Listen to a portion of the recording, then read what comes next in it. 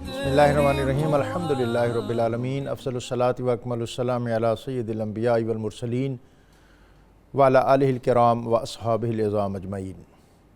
لفظ لفظ نور اور حرف حرف روشنی سے آراستہ نور قرآن کے ساتھ طاہر بخاری آپ سے مخاطب ہے۔ ناظرین، ہم گزشتہ چند یوم سے مطالعہ قرآن کے سلسلے میں ہم نے بطور خاص سورہ بقرہ، سورہ آل عمران، سورہ نساء اور سورہ مائدہ، یہ 4 صورتوں کا مدنی صورتوں کا وہ گروپ ہے جس کا ہم نے مطالعہ کیا، اور اس کے بعد 2 مسلسل مکی صورتیں، سورہ اعراف اور اس سے قبل سورہ انعام۔ سورہ انعام کا مطالعہ ہمارا کل جاری رہا، اور آج اس کے اختتام کے ساتھ ہی 8ویں پارے کے نصف سے سورہ اعراف اس کے موضوعات شروع ہوں گے۔ یہ مکی صورتیں جو ہیں ان کا مزاج مختلف ہے اور مدنی صورتوں کے موضوعات مختلف تھے۔ مدنی صورتوں میں جو واسطہ تھا وہ اہل کتاب سے تھا، یہود سے تھا، نصارہ سے تھا، اور وہاں ایک ایڈمنسٹریشن اور مینجمنٹ وہ ریاست کے اعتبار سے ترتیب اور تشکیل پا رہی تھی، اور ایک معاشرت، اسلامی معاشرت، اور پھر دیگر اقوام کے ساتھ ربط اور سفارتی امور سمیت بہت سی چیزیں زیر مطالعہ تھیں۔ مکی دور جو ہے اس کا مزاج اور اس کے چیلنجز مختلف ہیں۔ ایک ایسی قوم اور ایک ایسے طبقے سے واسطہ تھا جو خدا اور بالخصوص بعد حیات زندگی کے تصور سے آگاہ ہی نہیں تھا۔ پھر ان لوگوں کو ایک بڑا گھمنڈ تھا، بڑا غرور تھا اپنی زبان پر۔ قرآن پاک جہاں جہاں جس اسلوب میں نازل ہوتا رہا، وہاں کی بنیادی ضروریات اس کو پیش نظر رکھتا تھا۔ مکہ کے لوگ، ان کو اپنی زبان دانی پر بڑا فخر تھا، ردیف بندی اور قافیہ پیمائی اس کا عروج، جوبن اور شباب ان کے کلام میں ہمہ وقت موجود ہوتا۔ سالانہ ان کا انٹرنیشنل میلہ لگتا، ایک فیسٹیول ہوتا اوقاز کے میدان میں، جہاں دنیا کے مختلف خطوں سے قافلے آتے۔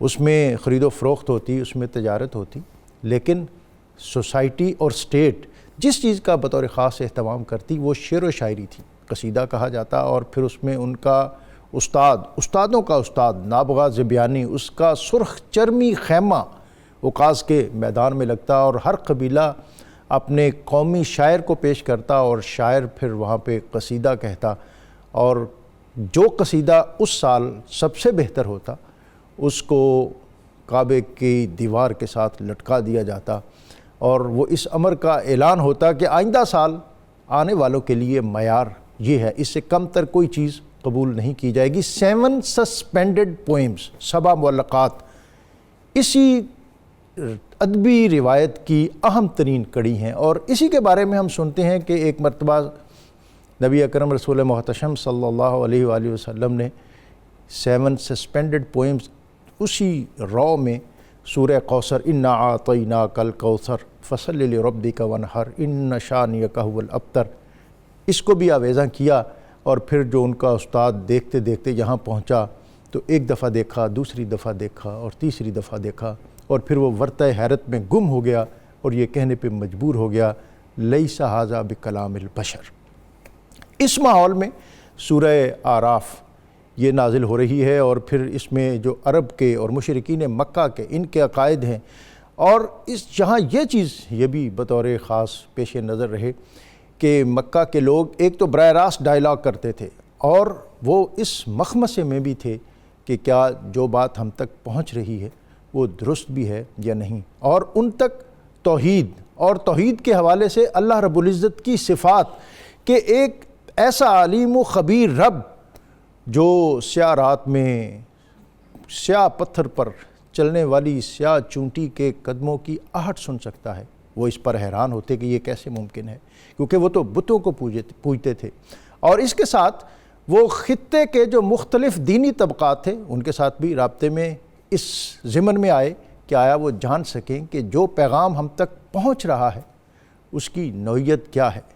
ان کا ایک وفد نضر بن حارث کی قیادت میں مدینہ کے یہود جو تھے یہ بہت پڑھے لکھے تھے، تو ان کے پاس بھی گیا، اور پھر ان سے کچھ ٹپس لے کر، کچھ معلومات لے کر، 3 سوال لے کر یہاں پہنچا کہ جس میں انہوں نے نبی اکرم رسول محتشم صلی اللہ علیہ وآلہ وسلم سے روح کے بارے میں پوچھا، اس فرد کے بارے میں پوچھا جو دنیا کے آخری جگہ تک گیا اور پھر اس نوجوانوں کے اس گروہ کے بارے میں پوچھا جو اپنے ایمان کو بچاتے ہوئے اپنی بستی سے نکلے، اور پھر اللہ تعالیٰ کی طرف سے حضرت جبریل علیہ السلام ان سوالوں کے جواب لے کر آئے اور سورہ کہف وہ نازل ہوئی۔ تو ناظرین، اس سارے ماحول میں بطور خاص ہم جو اور چیز دیکھتے ہیں وہ یہ ہے کہ جیسا حضرت شاہ ولی اللہ نے علوم پنجگانہ میں بیان کیا کہ اپنی بات آگے پہنچانے کے لیے اللہ رب العزت نے ان صورتوں میں جو پیرایا اختیار کیا اس کو ایک التذکیر بآلاء اللہ، کہ اللہ تعالیٰ کی نعمتوں کو بیان کر کے پھر اس کی طرف بندوں کو راغب کرنا، کہ اس نے تمہیں ایک متوازن جسم دیا ہے، اس نے تمہیں ایسی نعمتیں دی ہیں کہ اگر کوئی ایک چیز ان میں سے زائل ہو جائے تو تم اپنی ساری جمع پونجی خرچ کر کے بھی اس کو دنیا میں حاصل نہ کر سکو۔ اور دوسری التذکیر بایام اللہ، کہ وہ دن، وہ ایام، وہ موقع جس میں اللہ رب العزت کا غضب ان قوموں پر پڑا جو اپنے عہد میں بڑی سطوت، عروج اور تکبر اور طاقت کی حامل تھیں، اس نے کس طرح حضرت نوح علیہ السلام ان کی قوم کو تباہ و برباد کیا، اور صرف حضرت نوح علیہ السلام اور آپ کے چند اصحاب اس موقع پر محفوظ رہے۔ قوم عاد کے ساتھ کیا ہوا، قوم سمود کے ساتھ کیا ہوا، یہ سارے عنوانات اور موضوعات ہمارے زیر بحث ہیں، اور 8ویں پارے اور اس میں سورہ اعراف، ان عنوانات اور موضوعات اور منتخب آیات پر بات کرنے کے لیے ہمیشہ کی طرح ہمارا پینل بہت وقی اور معتبر علامہ مفتی محمد فاروق القادری صاحب، علامہ مفتی محمد اقبال چشتی صاحب، اور اللہ رب العزت کی بارگاہ میں حمد کا نذرانہ پیش کرنے کے لیے آج ہمارے ساتھ موجود ہیں حافظ انیس الرحمن۔ میں ان سب کو خوش آمدید کہتے ہوئے اسماء الحسنہ میں سے ایک اسم مبارک الرحمن، بہت زیادہ رحم فرمانے والا، اس اسم مبارک کی برکت یہ ہے کہ جو شخص کثرت کے ساتھ اللہ تعالیٰ کے اسم گرامی الرحمن کا ورد کرتا ہے تو اللہ تعالیٰ اس کے دل دوسروں کے لیے رحم پیدا اس کے دل میں دوسروں کے لیے رحم پیدا فرما دیتا ہے۔ مفتی صاحب، 8واں پارہ ہے اور بالکل جو ابتدا ہو رہی ہے بہت اہم موضوع ہے۔ ہم بات سنتے ہیں، کرتے ہیں شرح صدر کی، کہ کسی کے لیے کسی بات کے لیے دل کا کشادہ ہو جانا اور کسی بات کے لیے دل کا تنگ ہو جانا۔ فَمَن يُرِدِ اللَّهُ، جناب۔ بسم اللہ الرحمن الرحیم۔ بہت ہی اہم آیت مبارکہ ہے جس کی جانب آپ نے ذکر فرمایا۔ اللہ تعالیٰ نے 2 قسم کے بندے بنائے ہیں، ایک ہیں شقی بدبخت، دوسرے ہیں سعید نیک بخت لوگ۔ جس بندے نے اپنے کردار اور اپنے عمل کو برائی سے ملوث کر لینا تھا، کفر و شرک کی آلودگی اور سیاہی اپنے پاک اور نور سے روشن باطن پر مل لینی تھی، اسے بدبخت اور شقی کہتے ہیں۔ اللہ تعالیٰ عالم الغیب ہے، وہ پہلے سے جانتا تھا، اس نے اپنے علم کے مطابق تقدیر میں لکھ دیا کہ یہ شقی ہے۔ جس بندے نے دنیا میں آ کر اپنی مرضی، اپنے اختیار، اپنی عقل و دانش اور پھر توفیق الہی سے نیکی کی سعادت پانی تھی اور انبیاء اکرام کے رستے پر چلنا تھا، اللہ اسے بھی پہلے سے جانتا ہے۔ اللہ نے اس کا نام سعید لوگوں کی لسٹ میں شامل کرا دیا۔ اس بات کا ذکر اس آیت میں ہو رہا ہے۔ فرمایا اللہ تعالیٰ جس کو ہدایت دینے کا ارادہ فرماتا ہے اس کا سینہ اسلام کے لیے کھول دیتا ہے، اور جس کو اللہ تعالیٰ گمراہ کرنے کا ارادہ فرماتا ہے یجعل صدرہ ضیقا، اللہ تعالیٰ اس کا سینہ اسلام کے لیے تنگ کر دیتا ہے۔ یعنی جس کے دل میں اسلام کی رغبت ہو، ایمان کا نور روشن ہو جائے، وہ ہدایت یافتہ ہے، اور جس کا سینہ نور ایمان سے محروم ہو وہ بدبخت ہے، شقی ہے، اور اللہ کی رحمت سے محروم ہونے والا ہے۔ یہ آیت مقدسہ واضح طور پر یہ کہہ رہی ہے شرح صدر اس کو نصیب ہوتا ہے جس کا سینہ اسلام کے لیے روشن ہو جائے. سبحان اللہ. یعنی ہر صاحب ایمان کو کسی نہ کسی درجے میں شرح صدر حاصل ہے. شرح صدر کے بھی مراتب ہیں. ابتدائی درجہ یہ ہے کہ بندے کا سینہ اسلام کے لیے روشن ہو جائے. یہ شرح صدر کو ہم کامن سینس بھی کہہ سکتے ہیں. کامن سینس کہہ لیں آپ، بالکل ٹھیک ہے. آپ اسے یقین کہہ لیں، یقین کہہ لیں. آپ اسے اللہ رسول پر کامل ایمان کہہ لیں، یعنی اور طبیعت کا اس سمت میں راغب ہو جانا جو راغب سچی ہو جانا. اچھا، حضرت عبداللہ بن مسعود رضی اللہ تعالیٰ عنہ سے روایت ہے کہ صحابہ کرام نے اس آیت کے نزول کے بعد عرض کی کہ اے تاجدار کائنات علیہ التحیۃ والثناء، آپ یہ فرمائیے کہ شرح صدر کی علامت اور نشانی کیا ہے، واہ سبحان ہم اللہ. کہہ سکیں کہ اسے شرح صدر حاصل ہے. صحابہ بھی خوب تھے. کیا سوال کہ کرتے کیا عمدہ سوال. اور ان کے سوالات سے ہمارے لیے حقائق واضح ہوئے. جیسا کہ میں نے عرض کیا شرح صدر کے مراتب ہیں. ابتدائی مرتبہ کیا ہے؟ بندے کے دل میں نور ایمان آ جائے، وہ اسلام لے آئے. اب اس سے آگے کا درجہ شرح صدر کا جو کامل لوگوں کا ہے، یہ وہ سوال ہو رہا ہے. تو آپ صلی اللہ علیہ وسلم نے فرمایا جس کے اندر یہ 3 نشانیاں ہوں اسے شرح صدر حاصل ہے. پہلی نشانی آپ نے فرمایا کہ اس کو آخرت کی طرف رغبت نصیب ہو جائے. اللہ اکبر. اور وہ آخرت پر ایمان رکھے اور اس کا جی چاہے کہ میں اپنی آخرت کی تیاری کروں. دوسری علامت دنیا میں اس کا دل نہ لگنا شروع ہو جائے.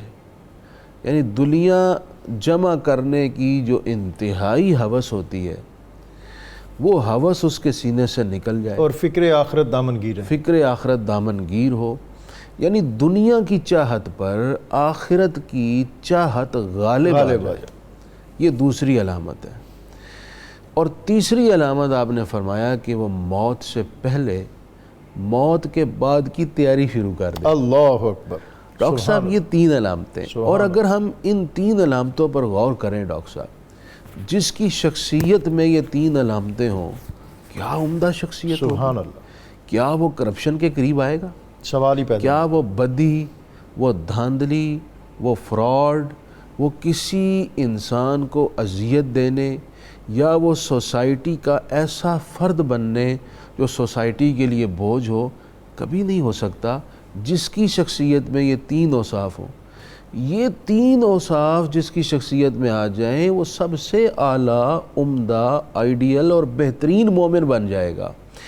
یہ شرح صدر کی علامت ہے. دوسری، حضرت امام غزالی رحمہ اللہ سے بھی شرح صدر کی 1-2 علامتیں میں جلدی سے بتا دیتا ہوں، یہ موضوع کمپلیٹ ہو جائے گا. ایک انہوں نے فرمایا کہ جس کے سینے میں رسول اللہ صلی اللہ علیہ وسلم کی محبت غالب ہو، واہ سبحان اللہ، اور اس کی زبان ان کے ذات پر درود و سلام پڑھنے میں تر ہو. کیا کہنے. اور تیسری یہ ہے کہ وہ اپنے آپ کو رسول اللہ صلی اللہ علیہ وسلم کے ٹریک پر چلا دے، یعنی آپ کی سنت کو حرز جاں بنائے، آپ کی سنت کو پیش نظر رکھے اور آپ کے لائف سٹائل کے مطابق اپنا لائف سٹائل ڈھال لے. سمجھ لیجئے اسے شرح صدر حاصل ہو چکا ہے. یعنی نبی اکرم صلی اللہ علیہ وسلم کی چوکھٹ پہ اپنے آپ کو ڈھیر کر دے اور قربان کر دے. مفتی صاحب آپ کچھ ایڈ کرنا چاہیں؟ اور اس کے ساتھ سورہ اعراف یہ شروع ہو رہی ہے اور پھر اس کی آیت 8 اور 9، اعمال کے وزن کا مطلب کیا ہے؟ پس جن کے بھاری ہوئے ترازو تو وہی لوگ کامیاب ہونے والے. بسم اللہ الرحمن الرحیم. قرآن مجید نے یہ سورہ اعراف میں بھی اور جگہوں پر بھی اللہ تبارک و تعالیٰ نے واضح طور پر ارشاد فرمایا اعمال تولے جائیں گے. جن لوگوں کا نامہ اعمال نیکیوں کے حوالے سے پلڑا بھاری ہوگا وہ کامیاب لوگ ہیں، اور جن حضرات کا نیکیوں کا پلڑا بھاری نہیں ہوگا بلکہ گناہوں کا پلڑا بھاری ہوگا تو یہ وہ لوگ ہیں جو نقصان اٹھانے والے ہیں. سب سے پہلی بات تو یہ ہے کہ قرآن مجید میں جس بات کا حکم آ جائے اس کی تعویلات کی طرف پڑھنے کی ضرورت نہیں ہے. اس بات پر ہمارا ایمان رکھنا ضروری ہے کہ ترازو لگے گا اور اعمال تولے جائیں گے۔ اور یہاں ایک بڑی عجیب بات ہے کہ ہم جو اعمال کرتے ہیں وہ کرتے تو گن گن کے ہیں، اور رب جب لے گا تو تول کے لے گا، کاؤنٹنگ نہیں ہوگی۔ ہاں، اور ہم نمازیں پڑھتے ہیں 5، اللہ نمازیں لے گا تول کے، روزے رکھتے ہیں مہینے کے، اللہ لے گا تول کے، حج عمرے کرتے ہیں گن کے، لے گا تول کے، قرآن پاک کے ختم کرتے ہیں ہم وہ گن کے، اور رب لے گا تول کے۔ اس میں حکمت یہ لگتی ہے کہ اعمال کا وزن اسی کا ہوگا جو صاحب ایمان ہوگا، اور صاحب ایمان وہ ہوگا جس کا تعلق رسول اللہ علیہ الصلوۃ والسلام سے محبت کا کامل تعلق ہوگا۔ واہ۔ نبی کی نسبت کے بغیر کسی کا کوئی عمل قبول نہیں ہوگا، نہ اس کا کوئی وزن ہوگا۔ لگتا یہ ہے اگر صرف اللہ گن کے لیتا تو وہ منافقین جو نمازیں پڑھتے تھے، قرآن کی تلاوت کرتے تھے، جن کے منہ پر داڑیاں بھی تھیں اور اپنے آپ کو دیندار کہلاتے تھے، وہ بھی آخرت میں پیش ہو جاتے یہ ہماری نمازیں پوری ہیں۔ تو نمازوں کا وزن، تلاوت کا وزن، کسی چیز کا وزن یہ رسول اللہ علیہ السلام کی غلامی کے ساتھ مشروط ہوگا، سوائے آقا کی محبت اور ادب کے وزن ہو ہی نہیں سکتا۔ سبحان اللہ۔ اور مجھے نبی اکرم صلی اللہ علیہ وسلم کے ایک صحابی ہیں حضرت عبداللہ ابن مسعود رضی اللہ تعالیٰ عنہ، یہ محلے میں امت ہیں اور ان کی پنڈلیاں تھیں سوکھی سوکھی پتلی پتلی۔ ایک صحابی دیکھ کے مسکرانے لگے، رسول اللہ علیہ السلام نے فرمایا کیوں مسکرا رہے ہو؟ کہا یا رسول اللہ دیکھا ہے عبداللہ ابن مسعود کی پنڈلیاں کتنا پتلی پتلی ہیں، کلاس فیلو تھے اور حضور علیہ الصلوۃ والسلام کے صحابی تھے، تو ایک دوسرے کے ساتھ اتنا محبت تو چلتی رہتی ہے۔ نبی پاک علیہ السلام نے فرمایا میں تمہیں بتاؤں اس کی پنڈلیوں کا وزن کتنا ہے؟ یعنی میرے آقا اپنے صحابی کے لیے اتنا سی بات کو بھی برداشت نہیں کرتے۔ سرکار نے فرمایا اگر ترازو کے ایک پلڑے میں احد پہاڑ رکھا جائے اور دوسرے پلڑے میں عبداللہ ابن مسعود کی پنڈلیاں رکھی جائیں تو محمد عربی کریم کا فیصلہ ہے احد کا وزن کم ہوگا، عبداللہ ابن مسعود کی پنڈلیوں کا وزن زیادہ ہوگا۔ سبحان اللہ۔ تو اس سے محسوس ہوتا ہے کہ نسبت کا وزن ہے، چونکہ وہ آقا کے صحابی ہیں، صحابیت کی وجہ سے پنڈلیوں کا وزن اتنا ہوگا۔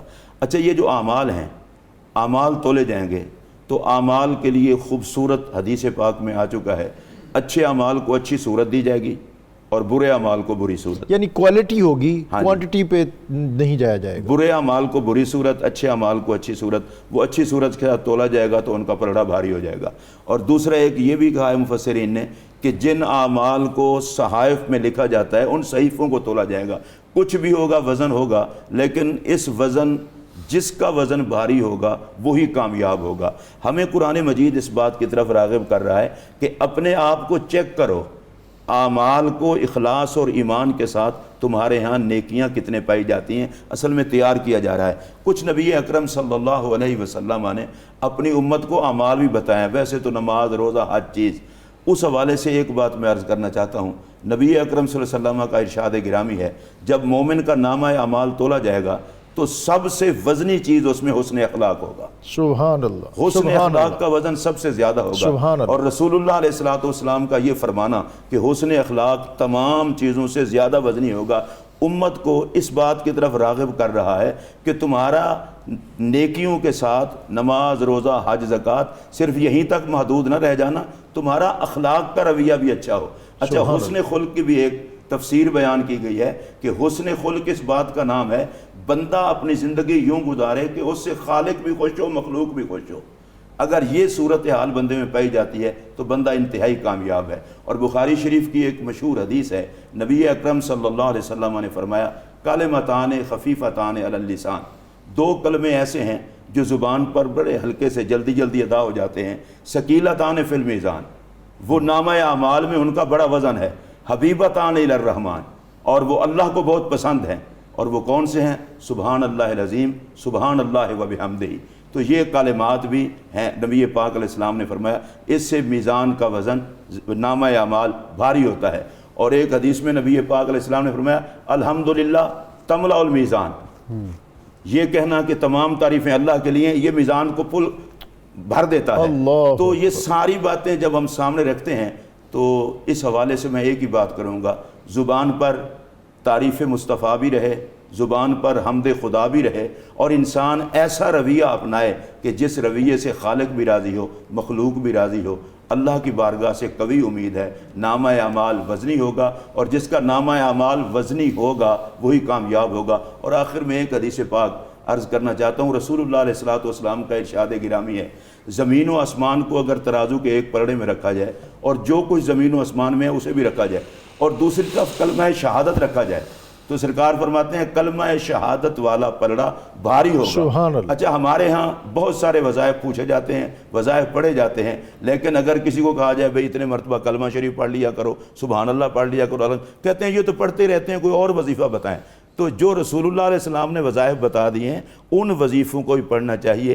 کلمہ شہادت پڑھنے سے اعمال کا پلڑا بھاری ہوتا ہے، الحمدللہ کہنے سے اعمال کا پلڑا بھاری ہوتا ہے، اور اپنے رویوں کو قرآن و سنت کے مطابق کر لینے سے اس طرح کی زندگی گزارنا کہ خالق اور مخلوق دونوں خوش ہو جائیں، یہ وہ عمل ہے جو نامہ اعمال کو بھاری کرتا ہے. اصل میں وظیفوں کے حوالے سے ہمارا ایک کنسیپٹ یہ بھی ہے کہ شاید کوئی پانی میں کھڑا ہو، ایک ٹانگ اٹھا کے ایک بٹھا کے، اور پھر مشقت ہو، اور پھر بڑے مشکل الفاظ ہوں، شاید اس طرح کی چیزیں. ڈاکٹر صاحب بزرگوں کے جو عملیات ہیں ان پر تو ظاہر ہے ہم کوئی اعتراض نہیں کرتے، لیکن قرآن مجید کو خدا کی کتاب سمجھ کر کے پڑھنا، اور اس قرآن مجید کیا کہہ رہا ہے اس کو سمجھ کر کے پڑھنا، دنیا میں اس سے بڑا کوئی وظیفہ نہیں. سبحان اللہ. اور یہ بندے میں انقلاب پیدا کر دیتی ہے. ہمارے ہاں مسئلہ یہ ہے کہ بہت سارے لوگ صرف قرآن پاک ناظرہ پڑھ لیتے ہیں، لیکن ان بیچاروں کو یہ پتہ نہیں ہوتا قرآن کہہ رہا ہے.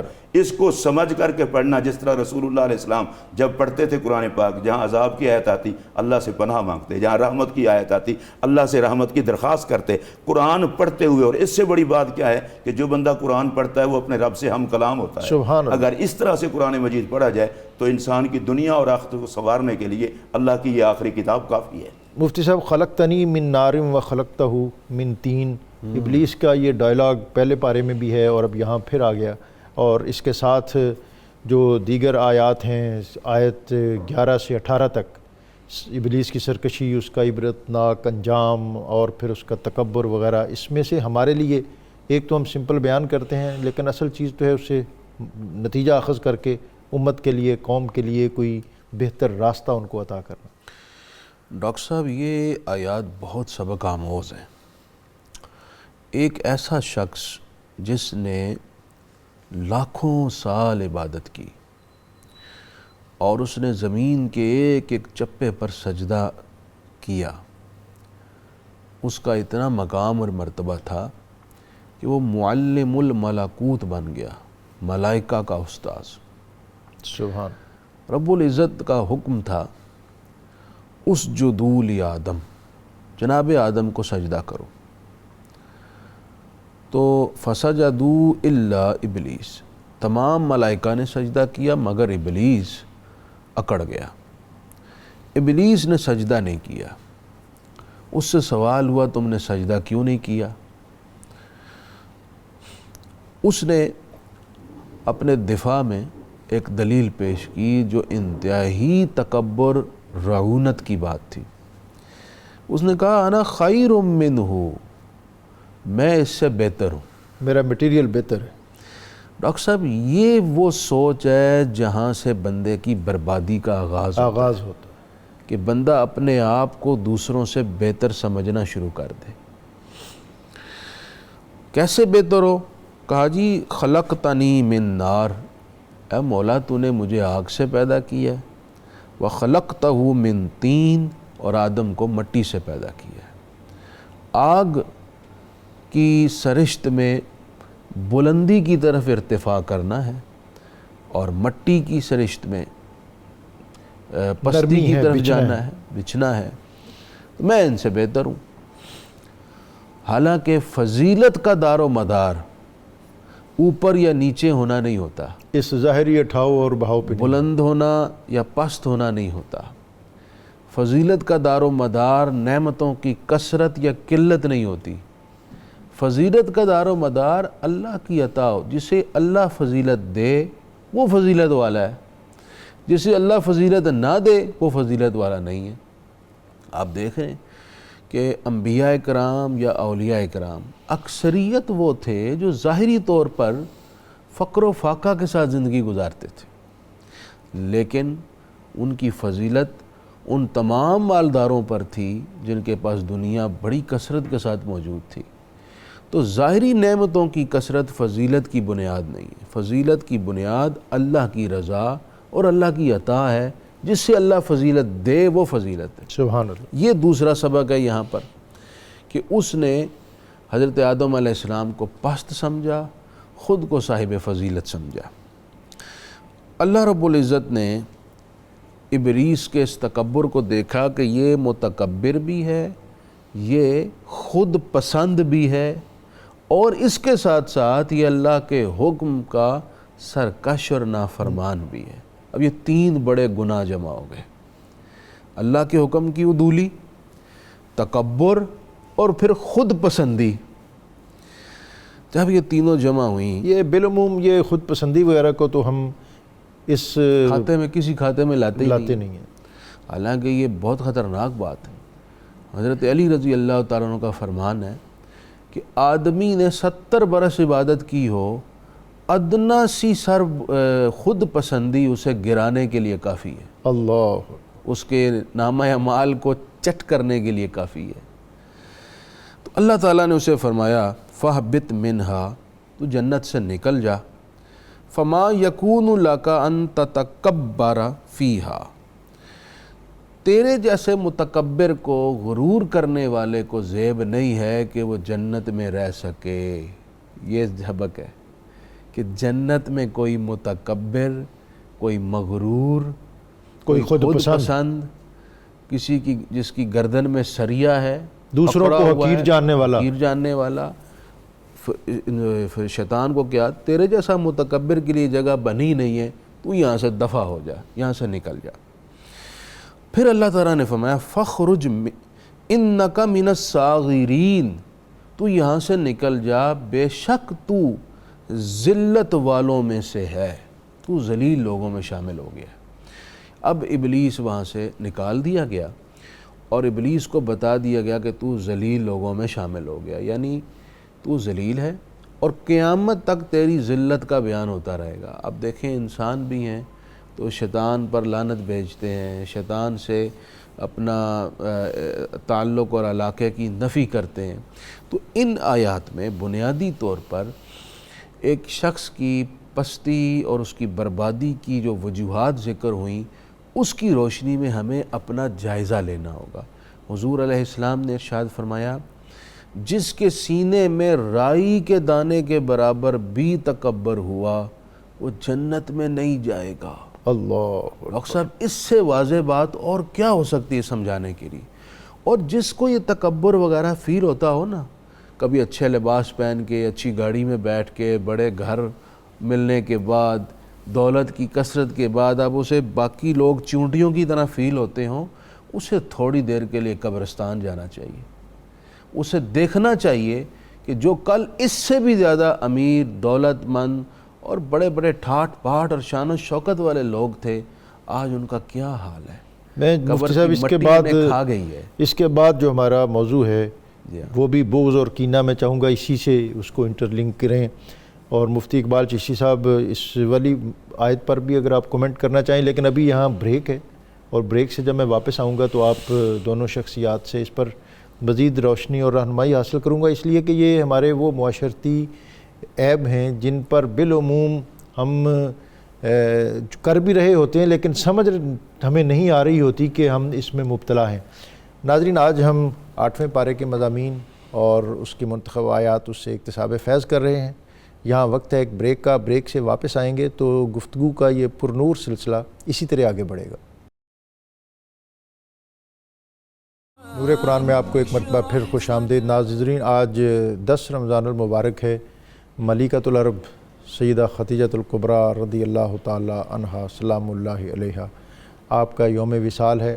ان کے اس خاص دن کی مناسبت سے اگرچہ ہماری سحری کی ساری ٹرانسمیشن انہی کی بارگاہ میں پیش ہوئی، لیکن ناسپاسی سی محسوس ہوتی ہے کہ ہم اپنے پروگرام نور قرآن میں بھی ان کی خدمت میں اپنی عقیدتوں، ارادتوں اور محبتوں کا خراج پیش نہ کریں، اس لیے کہ وہ عظیم المرتبت ہستی جو بظاہر 25 سال تک نبی اکرم رسول محتشم صلی اللہ علیہ وآلہ وسلم کے ساتھ جن کی رفاقت تھی، لیکن حقیقت یہ ہے کہ نبی اکرم صلی اللہ علیہ وآلہ وسلم نے زندگی کے آخری لمحوں تک جس ہستی کی احسانات اور جس کی رفاقت کو ہمیشہ یاد رکھا وہ سیدہ خدیجۃ الکبریٰ رضی اللہ تعالی عنہا ہے۔ ہم ان کی بارگاہ میں اپنی بسد عجز و نیاز عقیدتیں اور محبتیں پیش کرتے ہیں، اور آج کا دن جب ان کا دم واپسی ہوا تو روایت یہی ہے کہ نبی اکرم صلی اللہ علیہ وسلم جب گھر میں تشریف لاتے تو سیدہ ان کے استقبال کے لیے کھڑی ہو جاتی،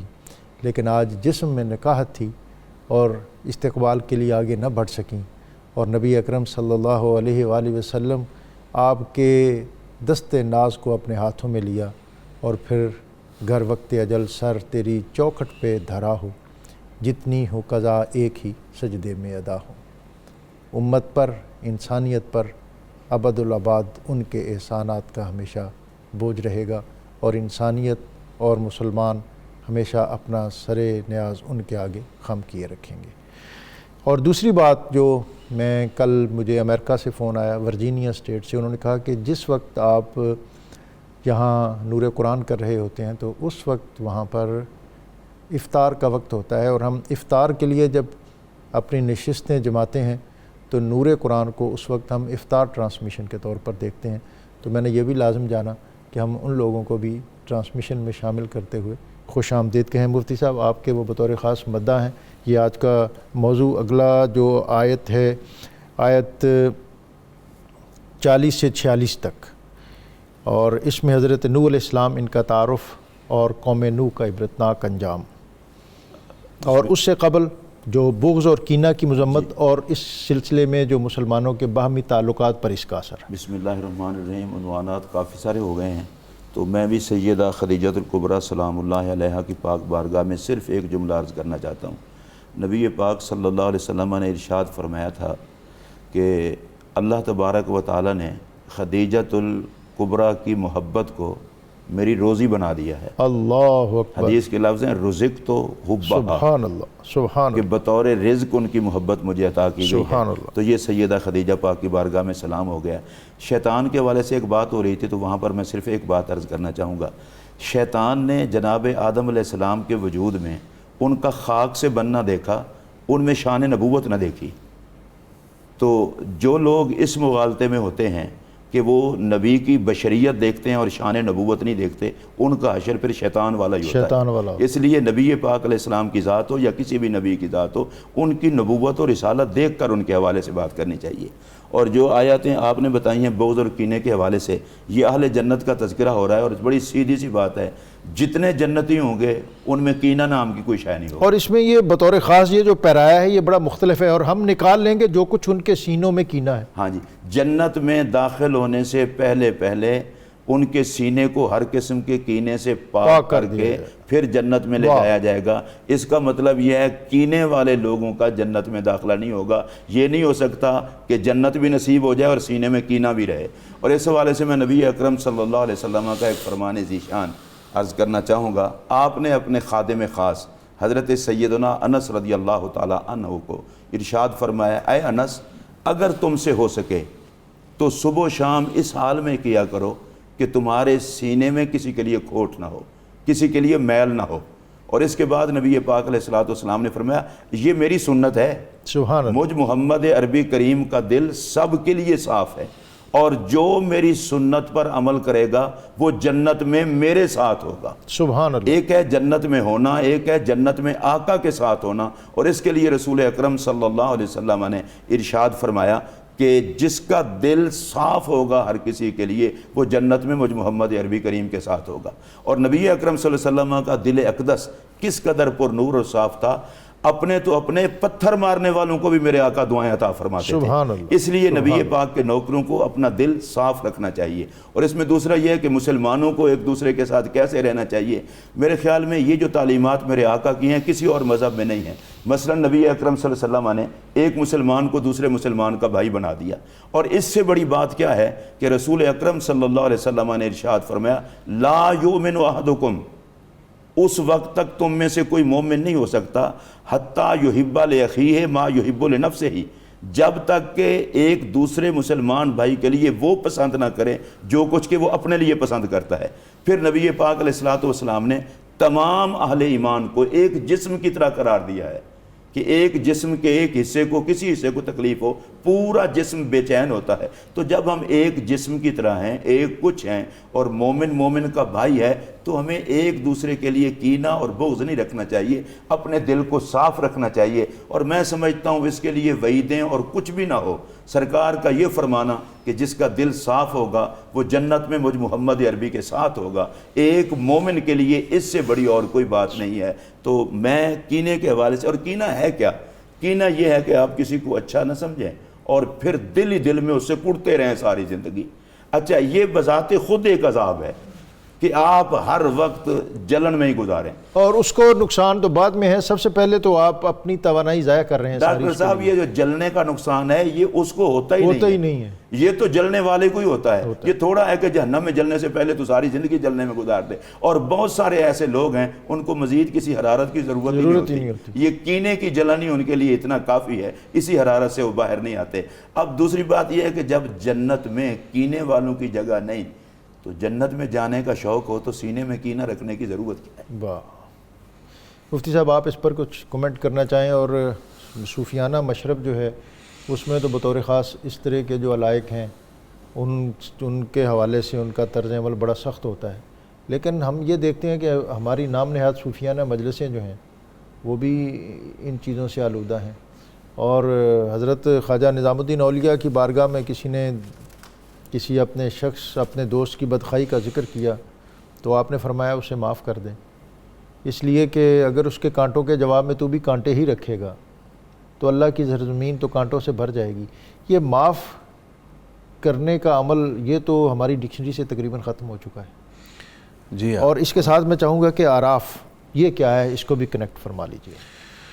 ڈاکٹر صاحب، بات یہ ہے کہ جو معاف کرنا سیکھ لیتا ہے وہ دراصل اللہ رب العزت کی عطا کا اظہار کرتا ہے، کیونکہ معاف کرنا اللہ کی صفت ہے۔ اور ہم انتقام پالتے ہیں مفتی صاحب بڑے بڑی دیر، اور خاندان تباہ ہو جاتے ہیں، سوسائٹی نتائج جو ہے بہت برے ہیں، نتائج بہت برے ہیں، خاندان بھی تباہ ہوتے ہیں، سوسائٹی میں تعلقات اور ریلیشنز بھی خراب ہوتے ہیں، بڑے بڑے جوہر قابل ہاں وہ اس کی بھیٹ چڑھ جاتے ہیں۔ جی ایسے ہی اللہ توفیق دے معاف کرنے کی۔ جو آپ نے ذکر فرمائی آیت نمبر 46، سورہ اعراف کو اعراف کہا جاتا ہے، کس وجہ سے اس آیت میں وہ لفظ آیا ہے؟ ارشاد فرمایا وَبَيْنَهُمَا حِجَابٌ وَعَلَى الْأَعْرَافِ، جنت اور دوزخ کے درمیان ایک پردہ ہے، اور اعراف پر وَعَلَى الْأَعْرَافِ رِجَالٌ، اعراف پر کچھ مرد ہوں گے، کچھ بندے ہوں گے۔ تو جنت اور دوزخ کے درمیان جو ایک مقام ہے جس سے جنت اور دوزخ کے درمیان ایک پردہ ہوتا ہے، اس مقام کو، اس پردے کو اعراف کہا جاتا ہے۔ وہاں پر کچھ لوگ ہوں گے، یہ وہاں کیوں ہوں گے؟ یعنی جو نہ جنت میں جائیں گے نہ دوزخ میں جائیں گے، انہیں وہاں اعراف میں ٹھہرایا جائے گا۔ یہ کون لوگ ہوں گے اور وہاں کیا کریں گے؟ اس بارے میں متعدد روایات ہیں۔ ایک روایت یہ ہے کہ اعراف میں ان لوگوں کو ٹھہرایا جائے گا جن کی نیکیاں اور ان کی برائیاں برابر برابر ہیں۔ اب نیکیاں زیادہ نہیں کہ جنت میں جائیں، برائی زیادہ نہیں کہ دوزخ میں جائیں، بارڈر لائن کیس ہے، برابر برابر ہے۔ ان کو پھر جنت میں بھی نہیں بھیجا جائے گا، دوزخ میں بھی نہیں بھیجا جائے گا، اعراف میں ان کو ٹھہرا دیا جائے گا۔ ایک عرصہ وہ اعراف میں ٹھہریں گے، پھر اللہ اپنے فضل سے انہیں بھی جنت میں داخل فرما دے گا۔ سبحان اللہ۔ دوسرا قول یہ ہے کہ جس شخص سے اس کے والدین راضی نہیں تھے، وہ جہاد پہ چلا گیا ماں باپ کی اجازت کے بغیر، وہاں شہید ہو گیا، اب شہادت پانے کی وجہ سے وہ دوزخ سے محفوظ رہ گیا، دوزخ میں نہیں جائے گا، لیکن ماں باپ ناراض تھے اس لیے جنت میں بھی نہیں جائے گا، اللہ اکبر، شہادت پانے کے بعد بھی اس سے پھر اعراف میں ٹھہرا دیا جائے گا، تا وقت کہ ماں باپ جو جنت میں ہیں وہ راضی نہ ہو جائیں۔ مفتی صاحب وہ ایک پیپر جب ہوتے ہیں یونیورسٹی کالجز میں تو اس میں ہوتا ہے کہ جی کوئی سے 4 سوال حل کریں، لیکن پہلا سوال کمپلسری لازمی ہے، یہ بھی لازمی ہے۔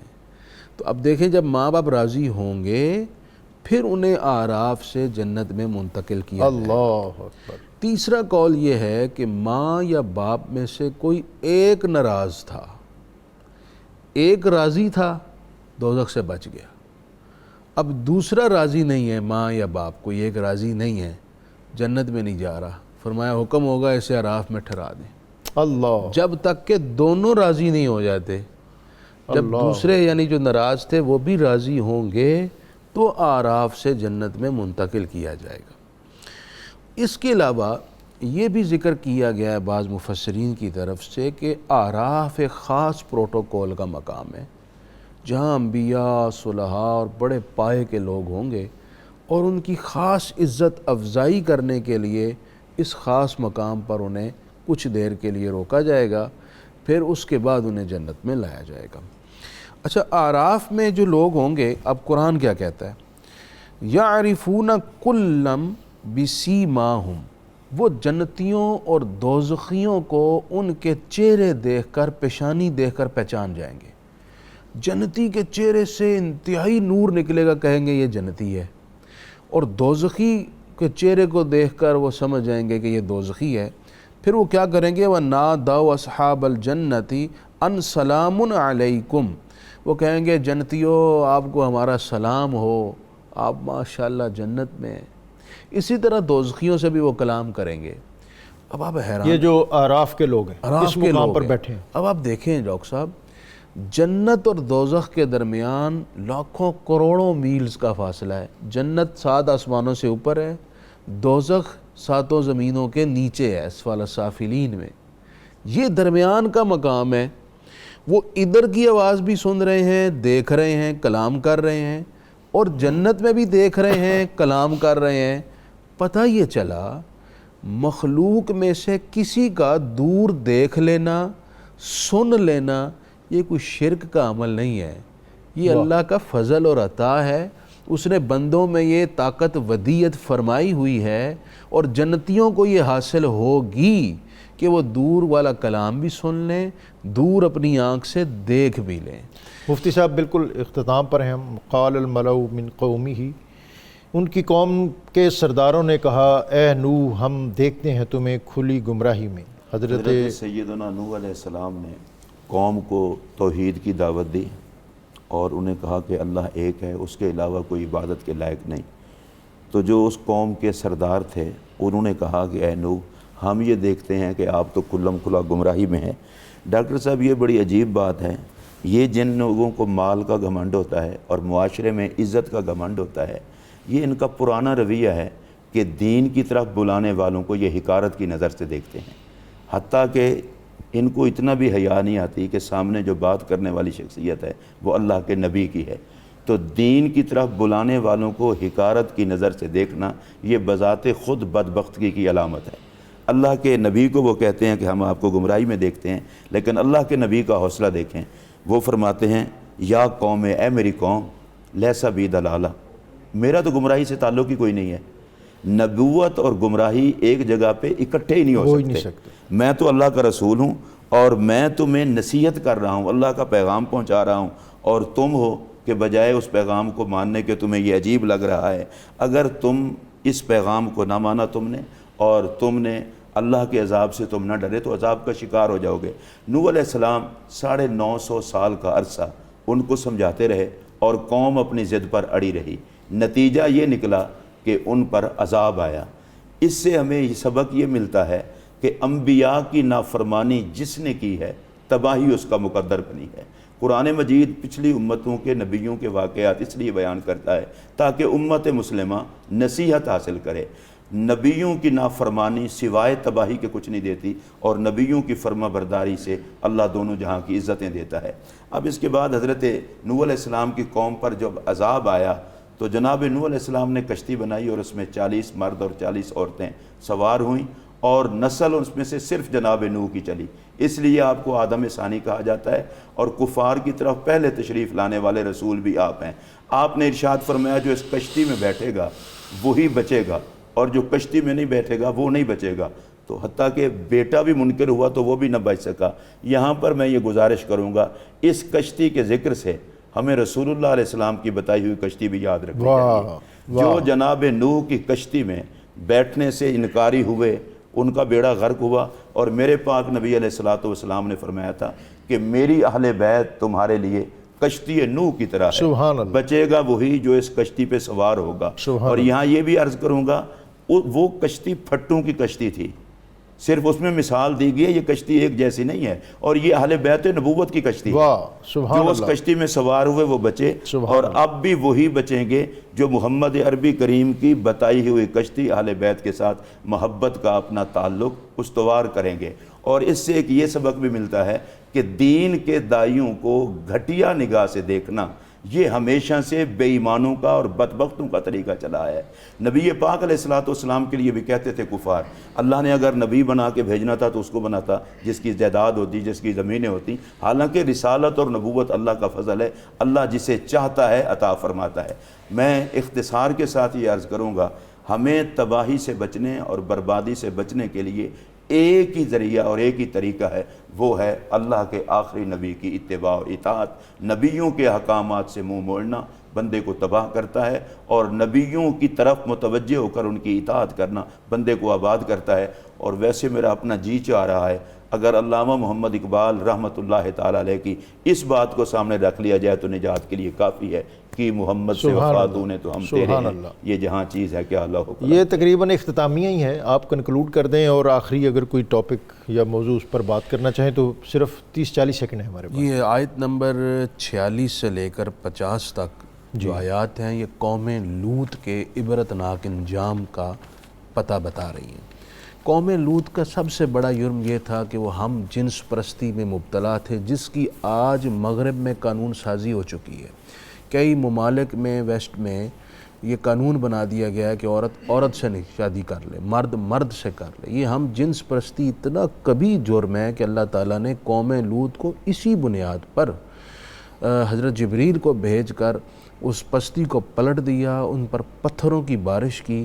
آج بھی اس عذاب کے اثرات اردن میں بحر مردار کے پاس ہیں، لوگ جاتے ہیں وہاں سے عبرت پتہ نہیں حاصل کرتے ہیں یا نہیں کرتے، بہرحال آج بھی اس کے آثار موجود ہیں۔ تو یہ آیات بیسیکلی اس قبیح ترین جرم کو اللہ کے شدید غیظ اور غضب ہونے کا پتہ بتا رہی ہیں۔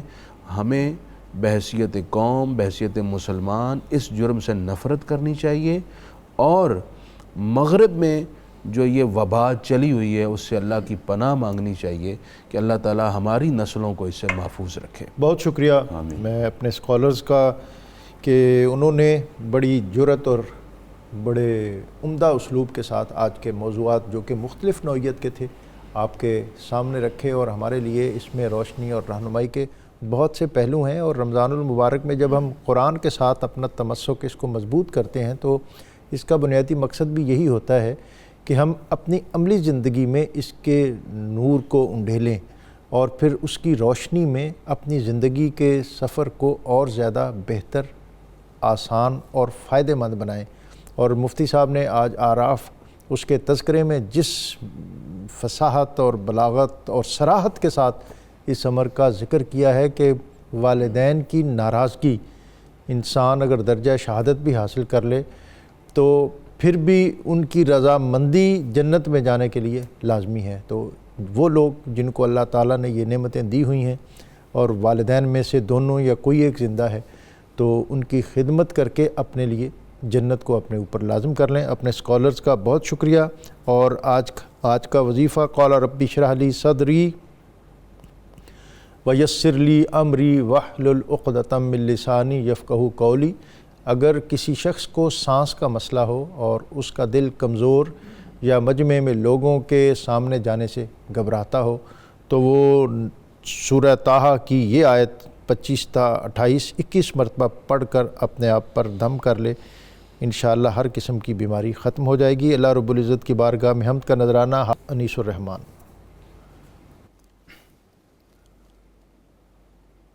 اے رب کائنات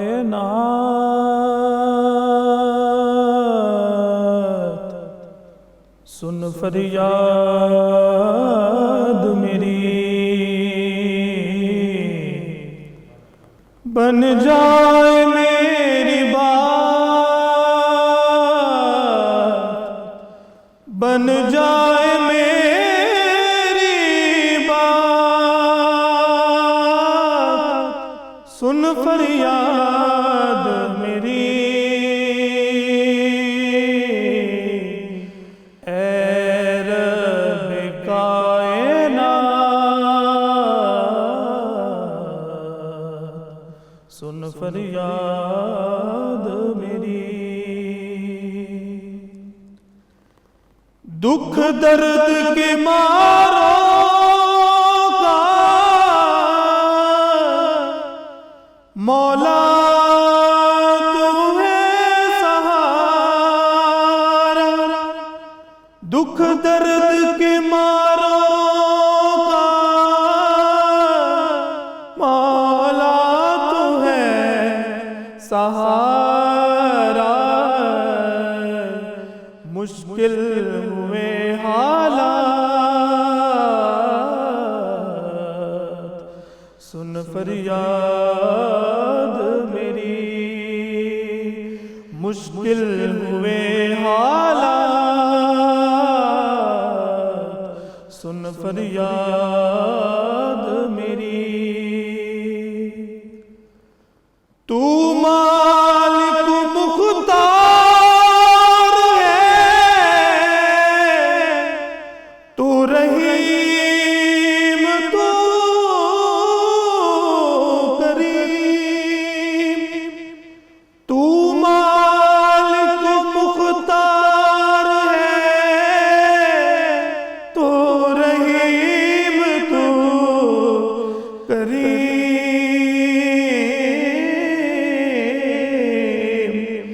تیری ہے کائنات، سن فریاد میری، تیری ہے کائنات، سن فریاد میری۔ بن جائے میری بات، بن جائے میری بات، سن فریاد میری، اے رب کائنات، سن فریاد